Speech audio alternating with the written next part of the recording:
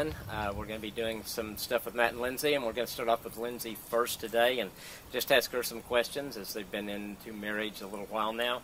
So the first thing, Lindsay, to talk about is just a little bit about that whole idea of how you back up your husband, encourage him, in just all areas of life. How do you see that going, and how are you doing that? Yeah, I think it's funny learning how to do that when you first get married, and learning what backing your husband up means. I've learned it's in every aspect. It's not just, being supportive emotionally, but it's also being spiritually, backing up your husband. I think that's what kind of spurs their confidence. It's what ignites it, is if the wife is actually the one encouraging them, it's going to help increase their own confidence, or his own confidence in himself. I know there's a time or two where I've learned, even in the 3 months we've been married, kind of like what spiritually backing your husband up means. I know we had a situation, we had kind of a group setting, get together, and Matt, he stepped up, and rightfully so, he was kind of bold with the statement that he had towards another guy, which was very appropriate. But for me, as the wife, I'm kind of more of a people pleaser. And so I thought, let's just make this comfortable. Let's just kind of, keep this even kill. And so later I wanted to say something to him as far as, let's just kind of, not mention that. Maybe you shouldn't have said that quite yet. But later, going back and thinking about it, and thinking about what a godly man is, what a husband is, I felt like I shouldn't have said anything at all. That was his right to step up and to be bold, and I should be supportive of that. That's what's going to help build him up. And so that's kind of one thing I've learned as far as backing up your husband, is learning that sometimes when you think it might be right in your way, you need to let him lead in that aspect. That's good. And so, and if there was something even after that, maybe the timing of when you might talk to Matt about that, instead of doing it like in the group, but maybe when you're alone, or deciding to let it go and let him go with it. Exactly. Yeah, I definitely didn't bring it up in the group. Yes. But yeah, and it was probably later that day I wanted to say something, and I think I did. I said a little comment to him. It was probably 2 days later I realized, that was something that I needed to let him lead in. That's good.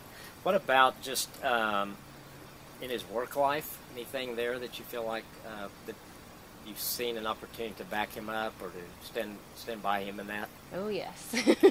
Yeah, and it's kind of fun learning all these things. Again, it's only been 3 months we've been married, but I feel like I'm learning so much about what a wife is that, at the end of the day, a lot of times your husband comes home, that's the first thing he's going to talk about. It might be a comment about, I'm frustrated with my job, or this just happened, and he wants praise off of a good thing he's done.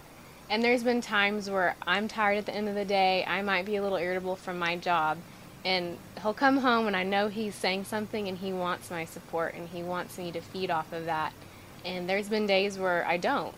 And I realize later, no matter how tired I am or how irritable I am, I need to first listen, because that's one thing he's really looking for, is he's choosing me to come home to at the end of the day, and he's wanting to tell that news, or something about his day in his job.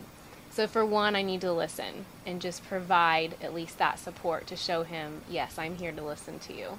And two, if it's something he's struggling with, or it's something that was negative at work, or he's frustrated, I need to be that support as a wife and encourage him again, and make sure that he's built up and he knows, hey babe, you have this tomorrow, you go back and you be stronger about it.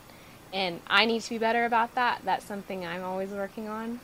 And then the third thing is, celebrate with him. If he has, for Matt, he works in sales. So if he has a good day and he made a good bonus, I want to celebrate that with him. And he's really good about doing that with me.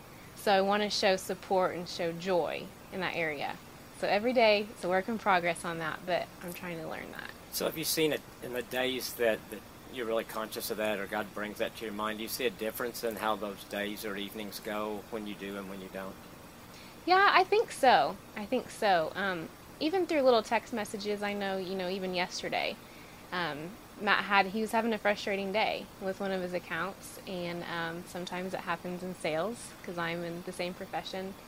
And I think just even making jokes with each other and, having humor in the situation. I think he even said something about, I'm about to go Kevin Durant on this situation, wanting it. And, I texted him back and I said, well, I'll be your Harden or your Westbrook, whichever one you want me to be. So, I mean, it's just funny things, and I think you have to keep it playful with each other. But I think it's helped a lot for me to constantly work on myself first. Instead of expecting him to come home and be happy every day, I have to kind of learn to work with the flow of, it could be a frustrating day for him or it could be a happy day. That's good. Really good.